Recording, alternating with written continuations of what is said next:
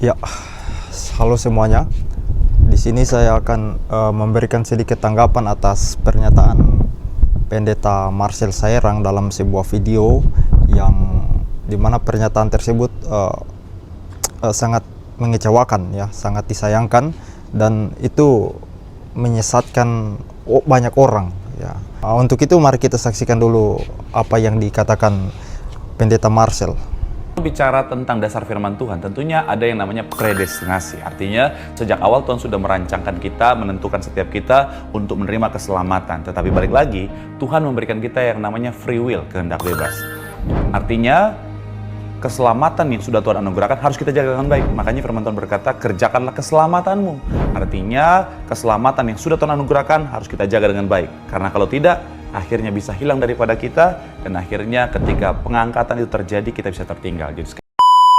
Jadi poin penting di dalam video itu adalah Pendeta Marcel bilang kalau kita tidak menjaga keselamatan, maka keselamatan itu bisa hilang. Jadi pernyataan semacam itu secara tidak sadar atau secara tidak langsung itu telah menghina karya Kristus yang sempurna di kayu salib. Itu telah merendahkan pengorbanan Kristus yang sempurna itu. Jadi pernyataan seperti itu membuat seakan-akan Yesus itu melakukan hal yang sia-sia, bahkan sangat sia-sia di kayu salib. Jadi kematian Yesus itu adalah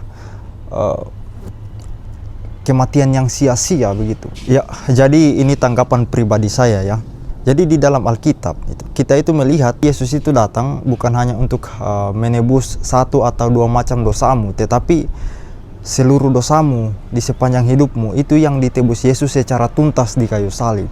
Jadi ketika Yesus sudah menebus kamu secara lunas, secara tuntas, maka tidak ada alasan apapun yang bisa membuat kamu pada akhirnya kehilangan keselamatan itu. Ketika kamu membuat satu pelanggaran dan kamu disuruh untuk membayar denda atau dituntut untuk membayar denda, lalu tiba-tiba ada orang datang yang mau membantu kamu, ya. Jadi dia bayarkan denda itu untuk kamu dan semuanya sudah lunas, maka tidak ada alasan lagi kamu dituntut untuk membayar denda.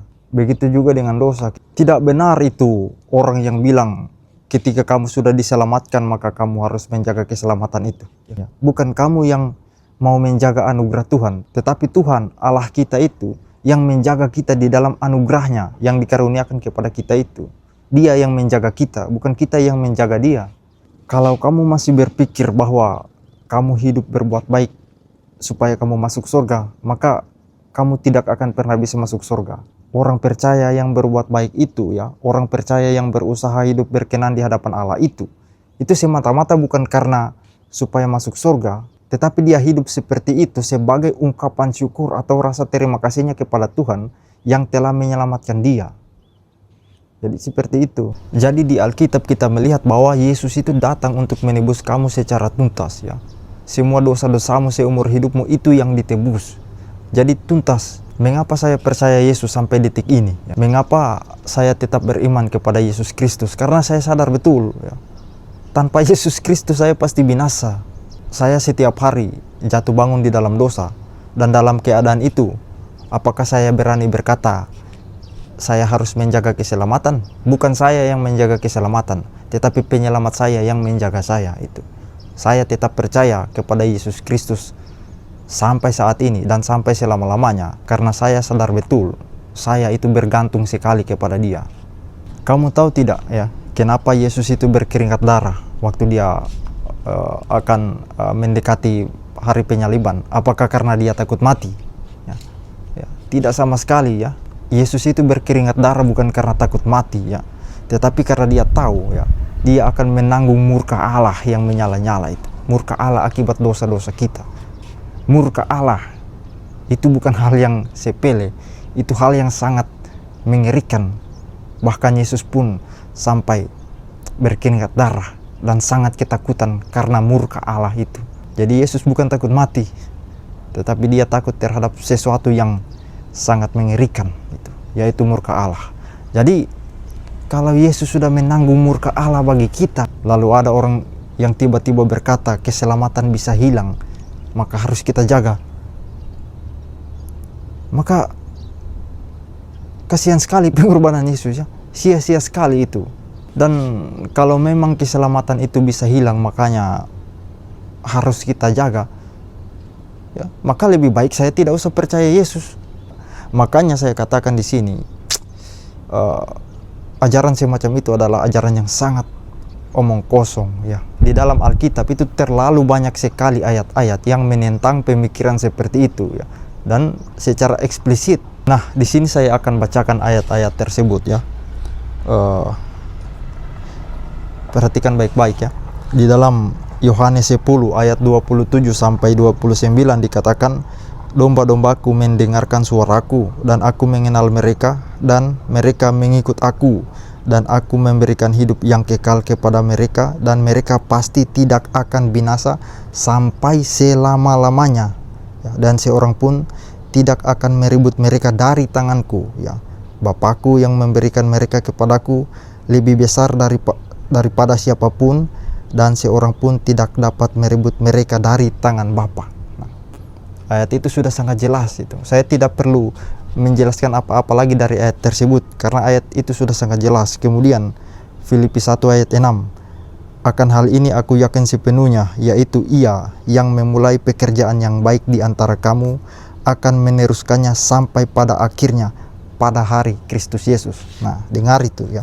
Kemudian Roma 8 ayat 29 sampai 30, sebab semua orang yang dipilihnya dari semula, mereka juga ditentukannya dari semula untuk menjadi serupa dengan gambaran anaknya. Dan mereka yang ditentukannya dari semula, mereka itu juga dipanggilnya. Dan mereka yang dipanggilnya, mereka itu juga dibenarkannya. Dan mereka yang dibenarkannya, mereka itu juga dimuliakannya.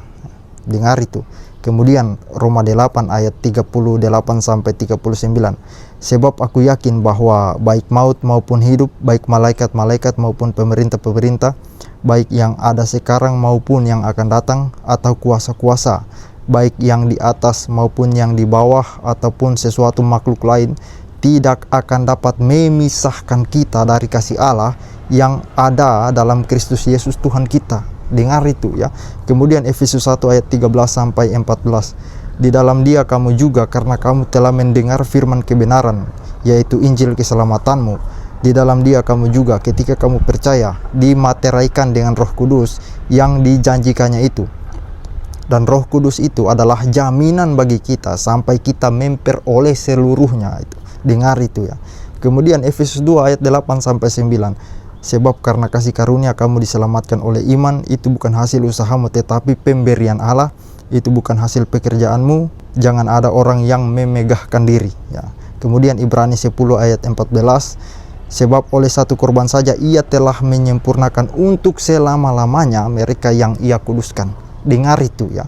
Kemudian 1 Petrus 1 ayat 3 sampai 5, terpujilah Allah dan Bapa Tuhan kita Yesus Kristus, yang karena rahmat-Nya yang besar telah melahirkan kita kembali untuk menerima suatu bagian yang tidak dapat binasa, yang tidak dapat cemar, dan yang tidak dapat layu, yang tersimpan di surga bagi kamu, yaitu kamu yang dipelihara dalam kekuatan Allah karena imanmu, sementara kamu menantikan keselamatan.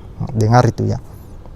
Kemudian Yohanes 6 ayat 37 sampai 40, semua yang diberikan Bapa kepadaku akan datang kepadaku, dan barang siapa datang kepadaku, Ia tidak akan kubuang, ya. Inilah kehendak Dia yang telah mengutus aku, yaitu supaya dari semua yang telah diberikannya kepadaku jangan ada yang hilang itu, tetapi supaya ku bangkitkan pada akhir zaman.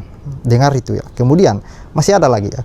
2 Timotius 1 ayat 12, karena aku tahu kepada siapa aku percaya, dan aku yakin bahwa Dia berkuasa memeliharakan apa yang telah dipercayakannya kepadaku hingga pada hari Tuhan. Kurang jelas apa ayat itu, ya. Jadi di sini saya mau bilang, ya, kebenaran itu tidak peduli seberapa populer kamu di dunia ini, seberapa banyak pengikutmu di dunia ini, ya. Jadi kebenaran itu tidak bergantung kepada itu, tetapi kamu yang harus bergantung kepada kebenaran. Jadi menurut saya pribadi, ya, ini menurut saya pribadi, orang-orang yang mempunyai pemikiran seperti itu bahwa keselamatan bisa hilang atau dia harus menjaga keselamatannya supaya jangan hilang, menurut saya orang-orang itu belum sungguh-sungguh beriman kepada Yesus Kristus. Artinya dia masih ragu-ragu. Kenapa masih ragu-ragu? Ya karena dia masih mengandalkan perbuatannya, seolah-olah keselamatan itu karena juga hasil usahanya, dan itu bertentangan dengan Alkitab. Jadi oleh karena itu ya, menurut saya pribadi, saya belum yakin kalau Pendeta Marcel ini sudah beriman sungguh-sungguh kepada Yesus Kristus. Oleh karena itu, kalau beliau mendengar ini, bertobatlah ya. Kebenaran itu tidak bergantung kepada manusia, tetapi manusia harus bergantung kepada kebenaran ya. Kebenaran itu bukan bergantung kepada jabatan pendeta seseorang atau ya orang itu populer ya, tetapi semuanya itu harus tunduk kepada kebenaran dan hanya kepada kebenaran Allah saja. Saya melihat ada banyak orang percaya ya, dan mereka itu orang yang sungguh-sungguh percaya itu, hidup mereka, keselamatan mereka itu bergantung sepenuhnya kepada Kristus ya, bukan kepada diri mereka sendiri ya. Perbuatan yang mereka lakukan itu sebagai ungkapan terima kasih ya, ungkapan syukur, sebagai rasa tanggung jawab kepada Allah untuk memuliakan Allah. Jadi orang beriman itu akan berkata, hidup kami adalah untuk memuliakan Allah dan menikmati Dia selama-lamanya. Kalau Anda yang menyaksikan video ini setuju ataupun tidak setuju dengan tanggapan saya, bisa tinggalkan tanggapan kalian di kolom komentar. Dan kalau ada yang masih mau menambahkan argumentasi saya, karena saya sadar apa yang saya sampaikan ini juga tidak sempurna, silakan tinggalkan tanggapan atau komentar di kolom komentar pada video ini. Sekian.